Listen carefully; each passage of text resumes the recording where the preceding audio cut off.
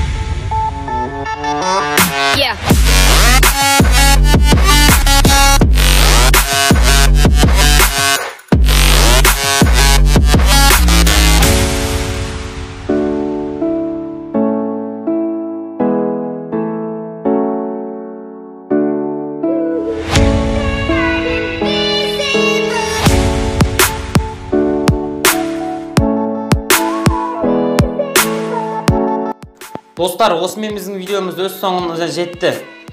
Бұл жаттығулар сіздің күніне 5 минуттық уақытыңызды алатын болады. Яғни бұл жаттығуларды қайталап сіздер отжимание жасап үйренетін боласыздар. Және де отжимание жасап үйренгісі келетін достарыңызға жолдаңыздар. Оларға да пайдасын тигізсін. Достар, бұл видео сізге пайдасын тигізіп жатса, менің еңбегімді бағалап, астында подписаться қызыл кнопка бар. Соны басып кетіңіздер, сұрғылтсаңыздар. Біз жаңа жылға дейін 5000 подписчикті бағындырсақ, өте жақсы болушы еді. Және де қасында қоңырауша бар, мынандай. Сол қоңыраушауды міндетті түрде басып кетіңіздер. Ол қоңыраушауды сіздер бассаңыздар, менің әрбір шыққан видеомды жібермей көріп отыратын боласыздар. Сосын достар, менің жеке қоятын сұрақтарыңыз болса, мен мына шетте Instagram парақшам мен ВК парақшам тұрады. Оған кіріп, маған сұрақтарыңызды қойып кетсеңіздер болады. Мен міндетті түрде жауап беретін боламын. Келесі видеода кездескенше сау болыңыздар.